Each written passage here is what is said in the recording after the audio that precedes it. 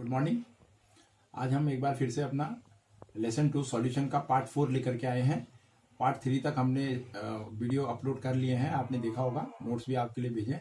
आज हम पार्ट 4 लेके आए हैं। पार्ट 4 में देखिए हम पहला टॉपिक पढ़ेंगे, solution of gas in a liquid. यानी जो गैस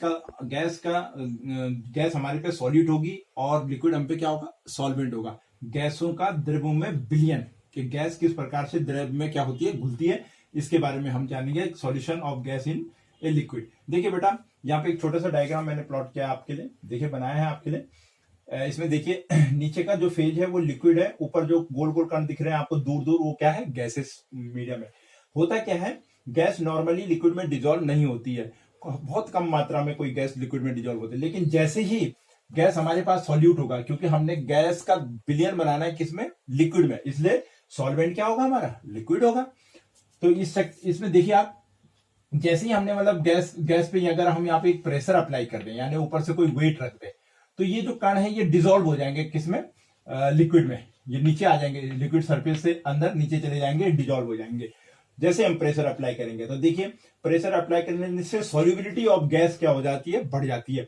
तो हमने इसी के बारे में जानना कि किस प्रकार से गैस लिक्विड में घुलती है और उसके लिए क्या क्या उसका फैक्टर्स होंगे जो उसको इफेक्ट करेंगे। देखिए बेटा, आते हैं पहले में नेचर ऑफ गैस। जो फैक्टर इफेक्ट डालते हैं गैस की सॉल्युबिलिटी पे इन लिक्विड में, वो क्या है, उसमें नेचर ऑफ गैस, यानी गैस की प्रकृति क्या होनी चाहिए, कैसी होनी चाहिए जो उसमें डिजोल्व हो जाए। देखिए बेटा, हम जानते हैं, हम पोलर और नॉन पोलर के बारे में पढ़ चुके, ध्रुवीय और अध्रुवीय विलायक सॉल्वेंटों के बारे में हम जानते हैं। पोलर यानी जो आयनिक होते हैं, नॉन पोलर यानी जिनमें आयन नहीं होते हैं। तो पोलर सॉल्यूट अगर गैस है, गैस की कंडीशन क्या है, अगर सॉल्यूट में गैस जो हमने ली है वो पोलर है, तो वो डिजोल्व भी किस में होगी, पोलर सॉल्वेंट में ही होगी। नॉन पोलर में वो डिजोल्व नहीं होगी। यानी नेचर डिपेंड करता है सॉल्युबिलिटी के लिए। तो पोलर सॉल्यूट गैस हमेशा डिजोल्व किस में होगी, पोलर सॉल्वेंट ऑफ लिक्विड। हमें सॉल्वेंट भी कैसे लेना पड़ेगा, पोलर ही लेना पड़ेगा। फॉर एग्जाम्पल मैंने एक उदाहरण लिया आपके लिए HCl गैस का। देखिए HCl को जब हम डिजोल्व तोड़ते हैं, गैसीय अवस्था में होती है, तो HCl पे पार्शियल धन आयन H पे आता है और पार्शियल ऋण किस पे आता है, क्लोराइड पे आता है। तो देखिए इसमें आयनिक होते हैं, यानी इन पे आयन होते हैं, यानी पोलर है। तो इसको अगर हम पानी में डिजोल्व करें, पानी आप जानते हैं यूनिवर्सल सॉल्वेंट होता है, आप जानते हैं सभी। तो इसमें देखिए पानी को जब हम मॉलिक्यूल्स को तोड़ते हैं, तो देखिए पानी के में भी H जो होता है वो पोलर धनायन, आंशिक धनायन आता है, और O पे क्या आता है, आंशिक पार्शियल माइनस का चार्ज आ जाता है। तो देखिए ये पोलर पोलर हो गए, आपस में कैंसिल होता है। तो इसलिए ये जो होगा, अगर गैस भी पोलर, देखिए गैस क्या थी, हमारी पोलर थी, सॉल्वेंट भी क्या है, हमारा पोलर था, तो ये बड़ी आसानी से डिजोल्व हो जाती है, यानी सॉल्युबिलिटी इनकी बढ़ जाती है नेचर के अकॉर्डिंग। इसी के अतिरिक्त अगर गैस आपके पास नॉन पोलर हो और सॉल्वेंट आपके पास क्या हो, पोलर हो, तो देखिए जैसे for example oxygen, nitrogen, oxygen, hydrogen etcetera गैसें जो नॉन पोलर होती हैं, आयनाइज्ड नहीं होती, तो उसको अगर आप इसमें डिजोल्व करेंगे तो ये डिजोल्व नहीं होगी, बहुत कम मात्रा में। आप वैसे भी जानते हैं कि ऑक्सीजन पानी में बहुत कम मात्रा में डिजोल्व होती है, इतनी होती है जितने जलीय जीव उसको ले सके, उनके लायक जितनी होती है उतनी ही होती है। तो देखिए बहुत कम डिजोल्व होती है, यानी ये नॉन पोलर है, इसलिए उसमें डिजोल्व नहीं होती है। तो पहली कंडीशन है नेचर ऑफ गैस, कि कैसे होनी चाहिए, दोनों पोलर होने चाहिए, गैस भी यानी सॉल्यूट भी पोलर होना चाहिए, और जो सॉल्वेंट है लिक्विड वो भी क्या होना चाहिए, पोलर होना चाहिए। नेक्स्ट टॉपिक है हमारा, नेक्स्ट जो फैक्टर है वो है टेम्परेचर। देखिए बेटा इसे ध्यान से देखिए, टेम्परेचर का क्या प्रभाव पड़ेगा, बोला सॉल्युबिलिटी ऑफ गैस का इन लिक्विड में। देखिए जो लिक्विड प्लस गैस, जब हम लिक्विड और गैस का मिक्सचर एक साथ लेते हैं, ठीक है, यानी किसी लिक्विड में हमने किसी गैस को डिजोल्व करना चाहा, तो वो जो सॉल्यूशन तैयार होता है बेटा, वो सॉल्यूशन एक्जोथर्मिक होता है। एक्जोथर्मिक, ये उसका नेचर होता है। Exothermic you know it very well, जिसमें ऊष्मा उत्सर्जित होती है। यानी लिक्विड प्लस गैस का जो कॉम्बिनेशन है, उससे जो सॉल्यूशन विलयन तैयार होता है, वो ऑटोमेटिकली अपने आप ही क्या है, एक्जोथर्मिक है। यानी इसमें पहले से ताप उत्सर्जित हो रहा है, बाहर निकल रहा है। अगर टेम्परेचर बाहर निकल रहा है और हम बाहर से और टेम्परेचर देते हैं, तो आप जानते हैं ले सतलीय नियम के अनुसार कि कैसे वो दूसरी दिशा में, आपको पता है, शिफ्ट हो जाएगा, जो इक्विलिब्रियम होता है। तो आप उसको बहुत अच्छी तरीके से जानते हैं, हमने पहले भी पढ़ा है कक्षा 11 में। तो आप समझिए कि जिस रिएक्शन में टेम्परेचर बाहर आता है, यानी जो एक्जोथर्मिक होती है, ताप उत्सर्जित होता है, उसको ताप नहीं दिया जाता है। उसे अधिक ताप देंगे हम तो उसकी सॉल्युबिलिटी क्या हो जाएगी, कम हो जाएगी। तो इसका मतलब जो टेम्परेचर होना चाहिए इसके लिए गैस इन लिक्विड के लिए सॉल्युबिलिटी के लिए वो हमेशा क्या होना चाहिए, कम होना चाहिए। टेम्परेचर हमेशा क्या होना चाहिए, कम। जैसे टेम्परेचर कम होगा इसका मतलब सॉल्युबिलिटी क्या हो जाएगी, बढ़ जाएगी। सॉल्युबिलिटी ऑफ गैस क्या हो जाएगी, बढ़ जाएगी, यानी टेम्परेचर कम। दूसरा फैक्टर क्या है, तापमान हमको कम रखना होगा। द रीजन बिहाइंड इट कि लिक्विड प्लस गैस का जो सॉल्यूशन बनता है वो अपने आप में ही एक्सोथर्मिक होता है, इसलिए टेम्परेचर हमेशा कम रखेंगे। नेक्स्ट आता है बेटा प्रेशर। देखिए प्रेशर क्या होता है, दाब। दाब की कंडीशन में क्या होगा कि हम जानते हैं कि अभी मैंने आपको बताया ये डायग्रामेटिकली कि अगर गैस के कण है, ये नीचे लिक्विड का फेज है, नॉर्मल कंडीशन में आपने देखा ये कण ऊपर ही थे, सरफेस पे थे, अंदर नहीं थे। लेकिन जैसे ही हमने इसमें प्रेशर इंपोज किया, जितना अधिक हम इसमें प्रेशर डालेंगे उतने ही ये कण और नजदीक आ जाएंगे और लिक्विड में आ जाएंगे डिजोल्व। तो जैसे जैसे हम प्रेशर बढ़ाते जाएंगे तो सॉल्युबिलिटी ऑफ गैस क्या हो जाएगी, बढ़ जाएगी। यानी दाब बढ़ाने पर जो सॉल्युबिलिटी होती है गैस की यानी सॉल्यूट की इन लिक्विड में यानी सॉल्वेंट में, वो बढ़ जाती है। तो प्रेशर हमको हमेशा क्या रखना पड़ेगा, हाई। प्रेशर हाई होगा तो जो सॉल्युबिलिटी है वो भी क्या हो जाएगी, इंक्रीज हो जाएगी। सॉल्युबिलिटी इंक्रीज, अगर हम उसमें हम क्या रखेंगे, प्रेशर हाई रखेंगे तो सॉल्युबिलिटी इंक्रीज हो जाएगी।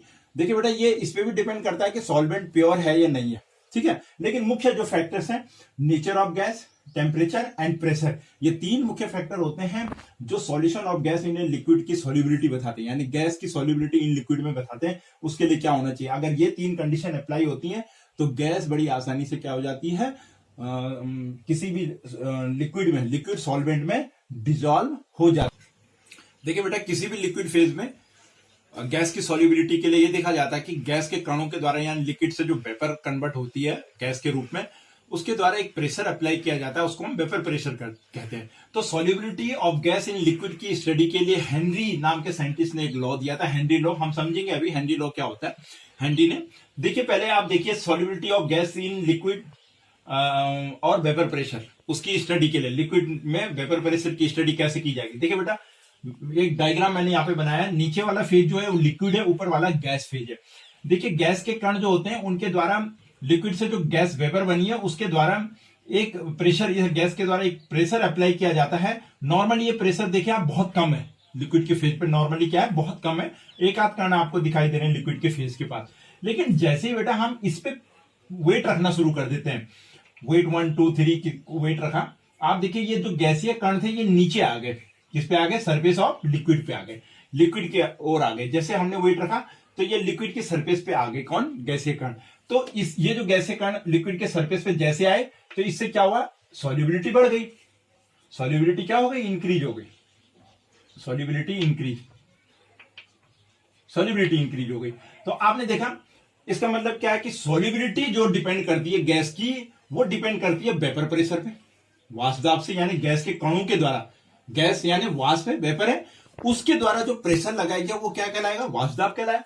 तो देखिए कैसे डिपेंड कर रही है, solubility of gas in liquid directly proportional to vapour pressure of gas, यानी गैस की जो विलेयता है द्रव में वो पूर्णतः निर्भर कर रही है, समानुपाती है किसके, वेपर प्रेशर। यानी जैसे जैसे प्रेशर बढ़ेगा सॉल्युबिलिटी ऑफ गैस बढ़ती जाएगी, सॉल्युबिलिटी ऑफ गैस बढ़ती जाएगी।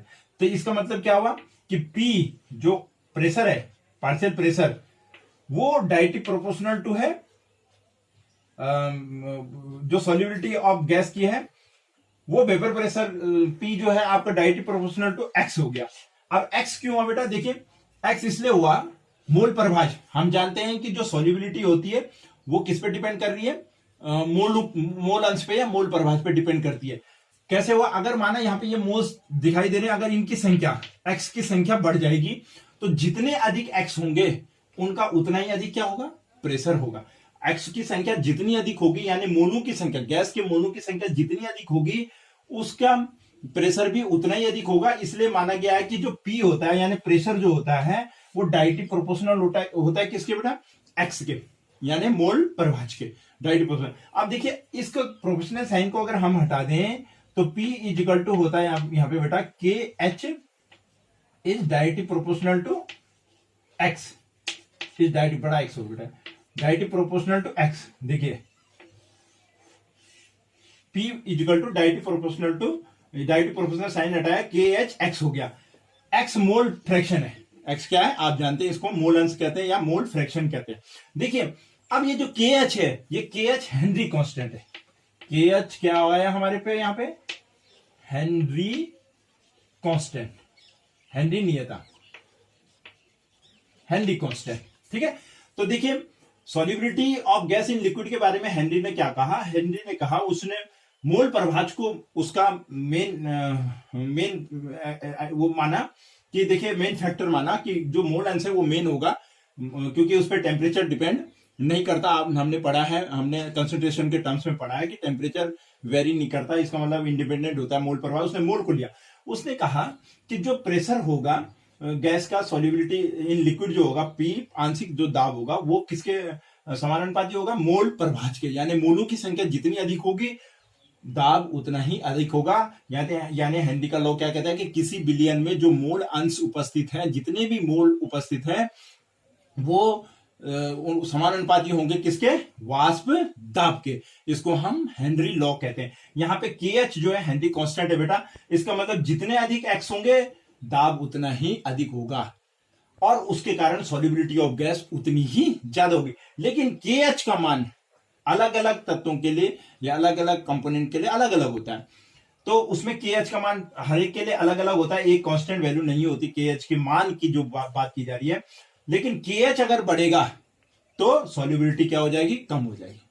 के एच का मान अगर बढ़ता जाता है तो सॉल्युबिलिटी कम हो जाएगी। इसलिए हेनरी कांस्टेंट का मान जितना कम होगा सॉल्युबिलिटी क्या होगी हमारी उतनी ही मान निम्न अलग अलग होगा, उसकी निर्भर करता है सॉल्युबिलिटी पर। और ये द्रव्यों की विलेयता इसमें रखी जाएगी, जितना कम होगा उतनी इसकी सॉल्युबिलिटी क्या हो जाएगी, बढ़ जाएगी। प्रत्येक गैस के लिए ये अलग अलग होता है।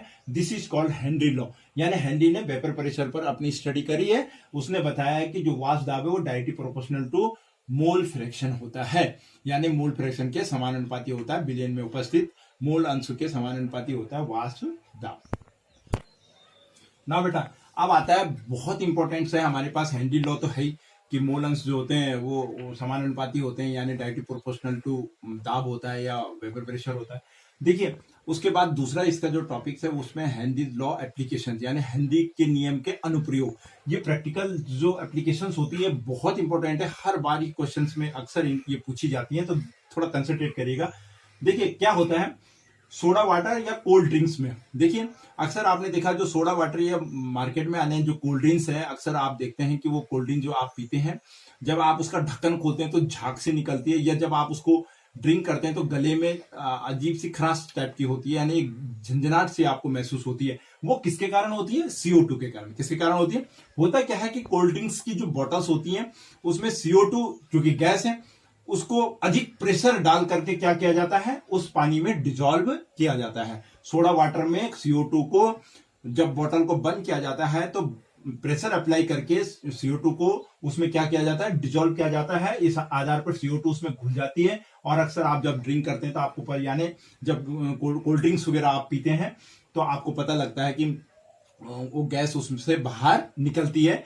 पहला एप्लीकेशन तो उसमें हेनरीज लॉ की ये है। दूसरा मतलब अब हेनरी लॉ क्यों कैसे अप्लाई होगा, भाई पता लगा कि कैसे डिजोल्व की जाएगी CO2 गैस, तो मालूम पड़ा कि आप प्रेशर अप्लाई करिए उस पर तो CO2 गैस बड़ी आसानी से उसमें क्या हो जाएगी, अप्लाई हो जाएगी। दूसरा स्क्यूब डाइवर बेटा बहुत इंपॉर्टेंट है, अक्सर ये अलग से भी पूछा जाता है। गोताखोर, अक्सर आपने देखा है समुद्री गोताखोर जब अपने पीछे ऑक्सीजन का सिलेंडर लेकर के जाते हैं गोताखोर, तो गोताखोरों का क्या होता है अक्सर बेटा कि गोताखोर जब जाते हैं समुद्र में डाइव मारते हैं तो उससे क्या होता है कि जो सतही जो बाहरी दाब है वो धीरे धीरे करके क्या क्योंकि वो नीचे जाते हैं तो दाब क्या होता है, बढ़ने लगता है। दाब बढ़ने के कारण गोताखोरों के द्वारा जो सांस में जो वायुमंडलीय गैस ली गई है, यानी आप जानते हैं कि सांस में हम ऑक्सीजन लेते हैं लेकिन उसके साथ में नाइट्रोजन भी होती है, ठीक है, अधिक मात्रा में नाइट्रोजन है, ऑक्सीजन है तो कार्बन डाइऑक्साइड भी है, लेकिन हम ऑक्सीजन नाइट्रोजन उसमें होती है। तो वो श्वास में जो वो गैस लेते हैं उस गैस की जो विलेयता होती है बाहरी दाब के कारण, यानी जैसे जैसे नीचे जाएंगे प्रेशर बढ़ता जाएगा, तो जैसे जैसे मतलब वो पानी में नीचे जाएंगे तो प्रेशर क्या होगा इसका बढ़ता जाएगा। यहाँ पे पानी है, जैसे जैसे गोताखोर जाएंगे तो प्रेशर क्या होगा, इंक्रीज होता जाएगा। जब प्रेशर इंक्रीज होगा तो श्वास में ली गई वो गैसें क्या होगी, उनकी विलेयता क्या होगी, बढ़ जाएगी, ठीक है, डिजोल्व हो जाएगी ब्लड में, रुधिर में। अब जैसे ही गोताखोर वापिस आते हैं ऊपर, सतह की तरफ ऊपर आते हैं, स्क्रूप ड्राइवर जैसे ऊपर आते हैं, ऊपर आने से क्या होता है कि उनका प्रेशर कम हो जाएगा। ऊपर आने से सतही क्षेत्रफल क्या होने लगे, सतही दाब क्या हो गया, कम होने लगे। दाब कम होने से रुधिर में घुली हुई गैसें भी क्या होती है, जो रुधिर में घुली हुई है वो अब बुलबुले बन करके बाहर निकलने लगती है। जैसे नाइट्रोजन गैस जो रुधिर में घुल चुकी होती है, जैसे ही सतह पे गोताखोर आते हैं तो उससे क्या होता है कि उनका प्रेशर कम होने के कारण नाइट्रोजन गैस बुलबुले बन करके बाहर निकलने लगती है। अब ब्लड में, रुधिर कोशिकाओं में ये जो नाइट्रोजन गैस होती है, जो बुलबुले के रूप में बन रही होती है, ये अवरोध उत्पन्न कर देती है और उस अवरोध को हम बैंड्स कहते हैं, बैंड्स। और ये जो बैंड्स होते हैं ये बहुत पीड़ादायक होते हैं, इससे बड़ा दर्द होता है मांसपेशियों में, और यहां तक कि जो नाइट्रोजन होती है वो टॉक्सिक फॉर्म में भी आ जाती है, यानी विषाक्त हो जाती है। और कभी कभी गोताखोरों की इस कंडीशन के कारण ये इतने खतरनाक हो जाते हैं, बैंड्स या नाइट्रोजन के टॉक्सिक कंडीशन इतनी खतरनाक हो जाती है कि मृत्यु तक भी हो सकती है, डेथ भी हो सकती है। इसलिए अब क्या किया जाता है गोताखोरों के लिए, सिलेंडर में जो गैस दी जाती है उसमें हीलियम भर दी जाती है। कौन सी गैस भर दी जाती है बेटा, हीलियम।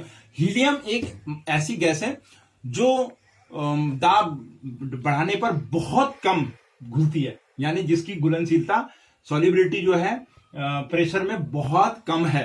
तो हीलियम बहुत कम मात्रा में घुलती है। तो हीलियम को ऑक्सीजन और नाइट्रोजन, यानी जिस सिलेंडर में भरा है उसके साथ में ऑक्सीजन सिलेंडर में हीलियम को भर दिया जाता है। अब ये हीलियम गैस क्या करती है, इन गैसों की को डाइल्यूट बना के रखती है, यानी इनको ज्यादा घुलने नहीं देती है। तो जब हीलियम गैस सांस के साथ जाती है तो ब्लड में गैसों की जो घुलनशीलता है उसको क्या कर देती है, डाइल्यूट कर देती है, और इस कारण ये बैंड्स नहीं बनते हैं।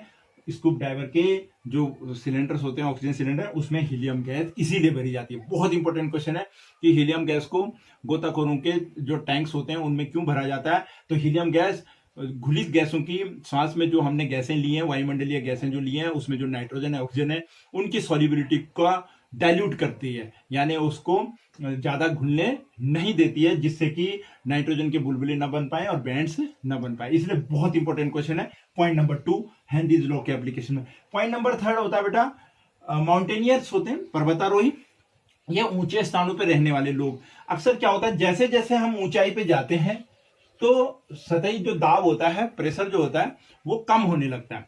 देखिए, जब प्रेशर कम होगा तो गैस की जो घुलनशीलता है ब्लड में वो भी क्या होने लगेगी, कम होने लगेगी। तो होता क्या है कि ऊंचे स्थानों पर, पहाड़ों में ऊंचे ऊंचे पर्वतारोही जब जाते हैं मॉनिटरिंग करने के लिए, तो माउंटेनियरिंग करने के लिए जब जाते हैं तो उसमें क्या होता है कि ऑक्सीजन की जो घुलने की क्षमता है ब्लड में वो क्या होने लगती है, कम होने लगती है, यानी पर्याप्त मात्रा में ऑक्सीजन नहीं मिल रही होती है ब्लड को। तो उससे क्या होने लगता है कि उनकी जो सोच होती है, सोचने की जो क्षमता होती है, उसकी क्लैरिटी जो होती है उसमें कमी आ जाती है, और उसको एनेक्सिया कहते हैं।